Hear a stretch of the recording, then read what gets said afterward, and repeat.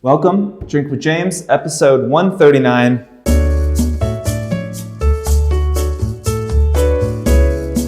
Back in the conference room, the new office is being built. I just was over there 20 minutes ago. We're trying to figure out what to do with the floors. We have these 100-year-old factory floors that are amazing and beautiful, but also falling apart and rotting.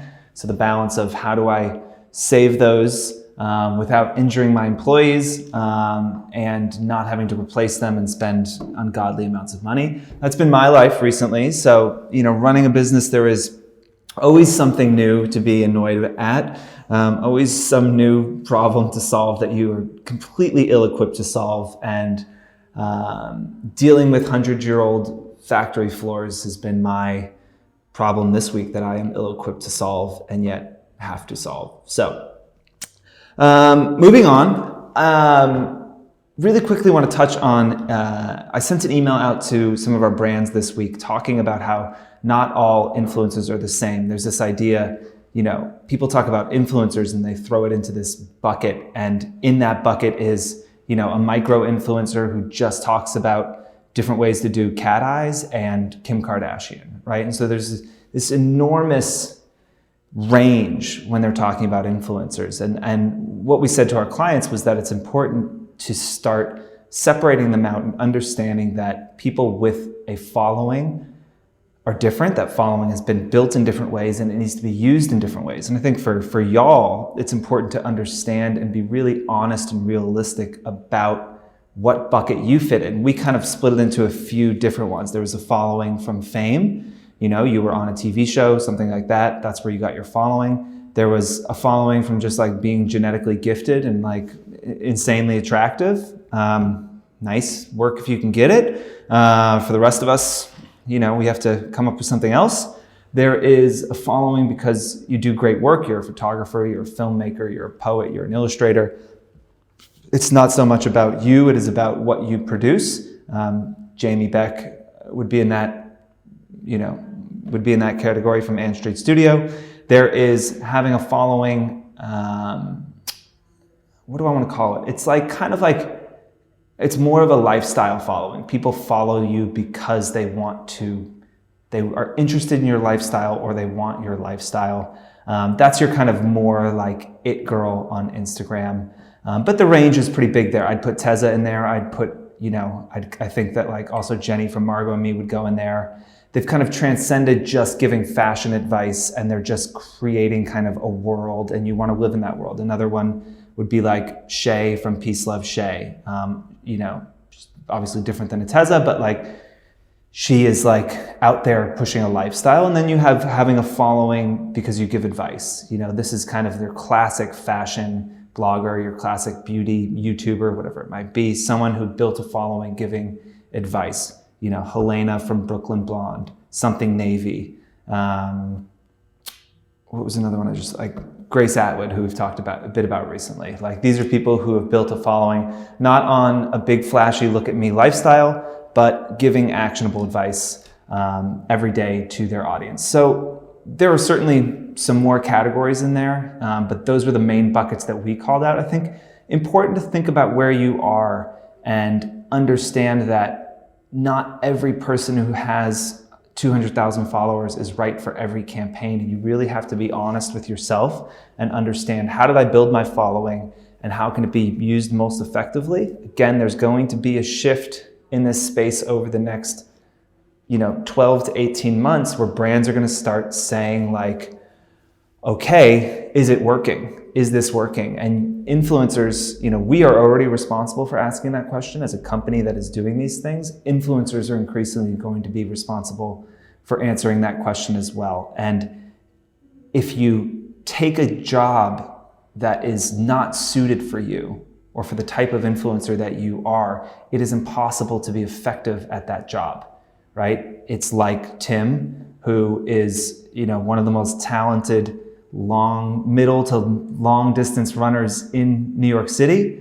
If he entered a 100-meter dash, he would do terribly. I know this for a fact. He can't sprint for shit. It doesn't mean Tim's not a good runner, it means he's not a good sprinter, right? And so you have to understand who you are so you can know what you're good at, so you can know what kind of campaigns you're going to take. Not all money is good money. And if you take the wrong campaign and do a bad job and you do that 10 times, then, there will start to be whispers in the industry that you're not a super effective influencer to work with, but it's just probably that the people are working with you on the wrong kinds of campaigns. If you are a Shay, from Peace Love Shay, and you're like great for brand lift and brand awareness and just kind of like that cool girl, thing that brands want to be associated with, if they're tracking sales on one of her Instagram posts, that's going to do terribly, because that's just not that's not the most effective use of her and her creativity or her audience and what they want from them. So important to understand who you are so that you can know what you're good at, so that you can make sure you take the right jobs, so that you can make sure you're effective. Everything we talk about here, a lot of times, it's about, gaming, you're trying to like game the system so you can ensure that you're going to be successful. And one way to do that is to, pick games that you think you're going to win at.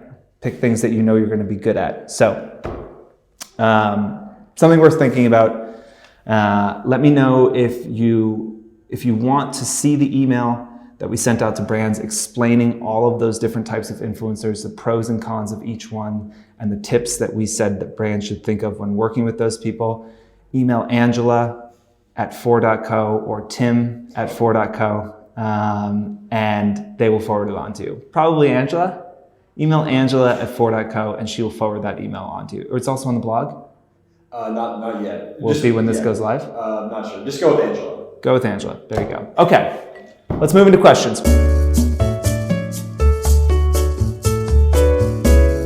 Question number 1, how do I find a balance between not sharing enough and sharing too much on stories? Good question. Thank you. Tim made it up. Okay. So, this brings me to a little like mini rant. It's not really a rant, really. It's just a fact. Fashion Week is a fucking bore, right? Like I am ready to gouge my fucking eyes out. Like how can it be that like fashion bloggers are just like going to Paris once a month now? I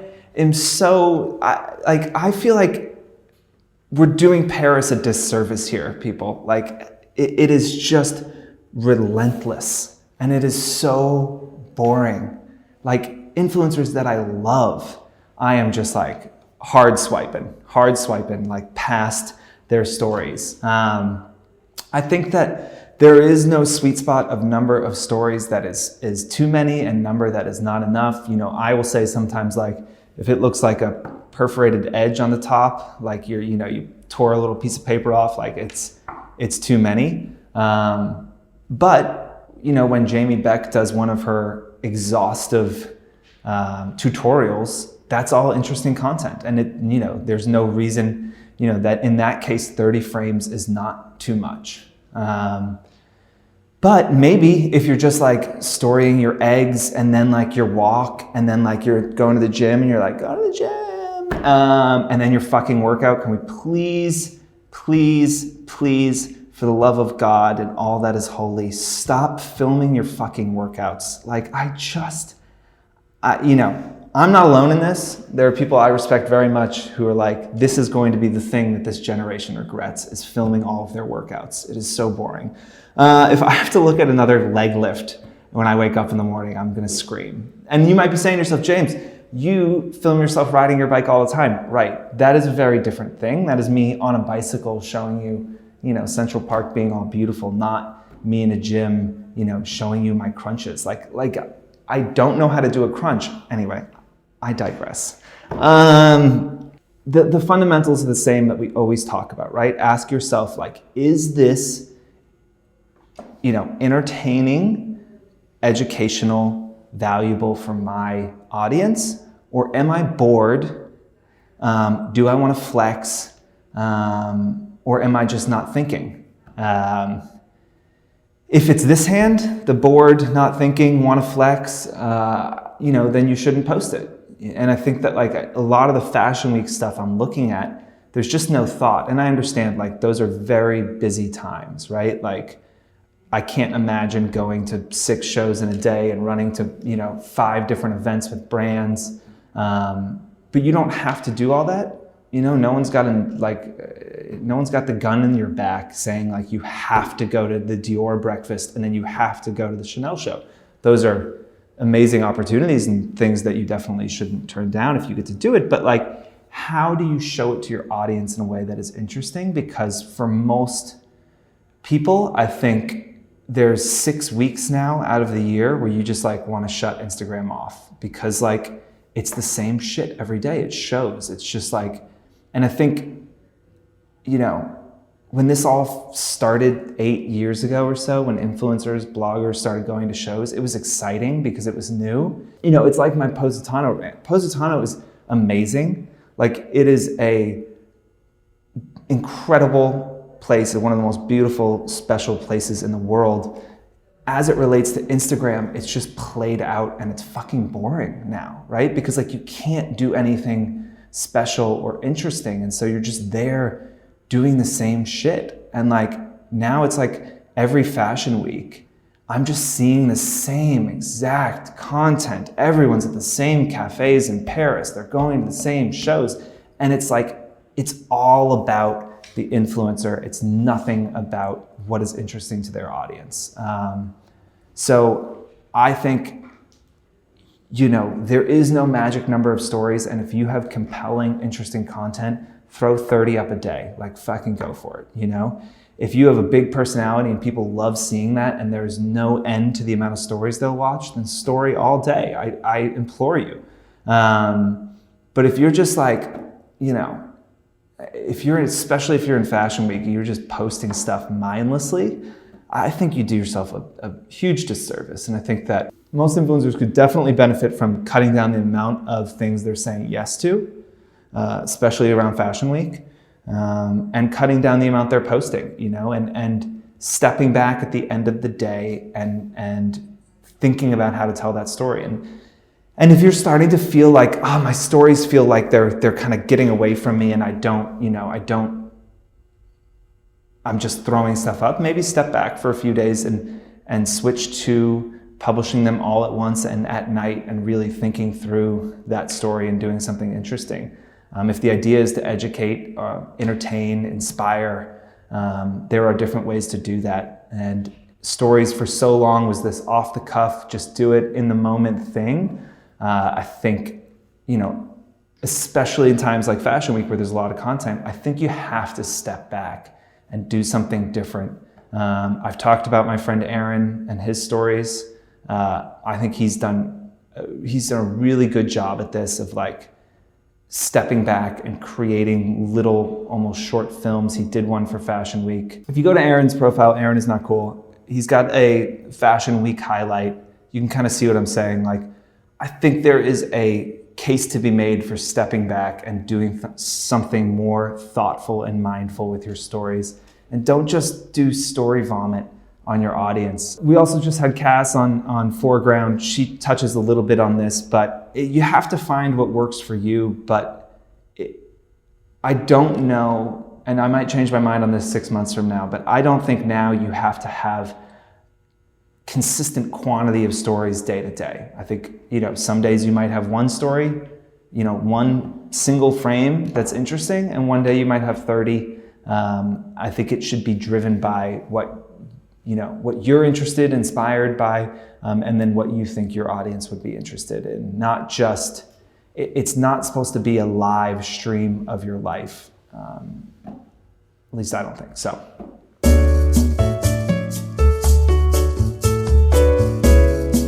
Question number 2, how do you grow when you feel like you're not being seen? Well, one, you probably can't. I mean, that's probably the short answer. If no one's seeing you or you feel like you're not being seen, you can't grow. So that's a problem that you probably are going to need to solve very, very quickly. But dissecting it a bit, you feel like you're not being seen. Again, I can't stress enough, the Instagram algorithm is not predatory. It is not attacking certain influencers. It doesn't wake up and say, I fucking hate that person and like them. I'm not gonna let anyone see their posts. I'm gonna let them see everyone else's No, it is a fairly simple equation that takes into account, who's engaging with your posts, who you're engaging with, and then, tries to serve content to the people who they think want to see it. That's it, It's pretty simple, and it is standard across the whole platform. I can't say that with complete confidence. Maybe there's different tiers in the way it works. If you're under 500 is different than if you're at 1 million. I'm sure that it is different across different tiers, but as you look at your peers, that algorithm is the same for everyone. I think that, going back to question number 1, you just have to focus on the absolute fundamentals. Are you being interesting? Are you being engaging? Do people care? Maybe the hard truth is that people don't care about the content you're putting out. That's, it's not to say it's not good, it's not interesting, it's just that the audience that happens to follow you doesn't give a shit about it. Okay, that's a problem, a pretty big one. It is solvable potentially. It's also potentially not solvable. But that is the core question, is not how do I hack Instagram's algorithm? It's how do I be more interesting, engaging, and special so that people want to follow me, want to engage with me, want to tell their friends about me. That is the absolute thing, is you have to get to that point where people are sitting with their friends saying, you have to follow this person. Do you follow this person? You have to. That's how I found Tezza. I was sitting at lunch with a friend. I said, who should I be following right now? He said, everything Tezza does, I just want to copy. So I was like, who the hell is that person? And I followed her. That is where you have to get, and you have to be, again, let's go back to the very beginning, be honest with yourself, know thyself, ask yourself the hard questions and answer them honestly. Are you being interesting enough? And if you can't confidently say yes, then you should change something about the content that you're producing, not worry about the Instagram algorithm.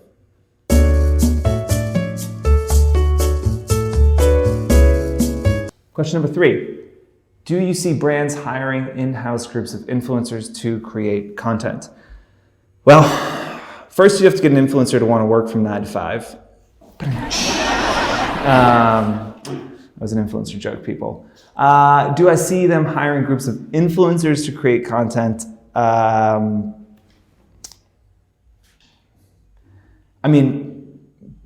Brands have incredibly robust teams that are creating content. Do I think that brands are starting to think about how they can create content that looks and feels like Instagram native content? Yes. What we're doing a lot more campaigns recently where it is a content creation play where we're working with people from 5,000 to 25,000 followers. We don't care as much about their reach, but we just want their viewpoint. We want their content. You think about, a brand that's doing their own shoot. Maybe they could hire 2 models, decent models, $1,500 a day. That's on the low end. Photographer, $3,000 for the day. Production, this and that. Let's say you're in 10 grand for the day, okay? You're gonna shoot, 20 looks that day. Okay, so you got these 2 models, you shoot your 20 looks for 10 grand, great. For the same amount of money, you could potentially work with 30 micro-influencers who are gonna shoot in 30 different locations and have 30 different points of view. I don't know if it would be advantageous for a brand to bring it in-house, because you would start to lose what makes influencers so interesting and special, which is the ability to get those varied and wide points of view fairly affordably and fairly easily. So I do see brands relying on specifically micro-influencers more for content creation. I do see photographers who are creating content for brands beginning to suffer because they can't compete with the scale and price that micro-influencers are able to give. And I think a big part of it is that you get the photographer and the model and the production, you get it all in one, and it's insanely cheap. And it's just one person out of 30 you're working with. So even if you don't love it, it doesn't matter because you've got 29 other amazing people doing things. So there's less risk inherently in doing it. So we are in a very real way seeing that as a trend, and I think it was something that will become a trend. But I think most influencers, the goal, correct me if I'm wrong, is not to work in-house and be behind a desk. You want to leave that to the desk jockeys, like us, who sit and stare at a screen for 10 hours a day. How would you go to Positano 3 times a year if you had a full-time job? So in an office, I say. If you're a small influencer, seriously think about that as something to offer brands. Again, you have 10,000 followers. That's essentially meaningless for most big brands. But the ability to give 10, 20 high-res images, that's hugely valuable. The ability to do that once a month for the next year could be really valuable. And that could probably net you more money than trying to sell your 10,000 followers, which the most you probably get is $150 a post for that. So you're not getting rich doing that. So it's definitely something to consider. Now, I have to go to San Francisco, armpit of the earth, and I will be back on Friday. So goodbye.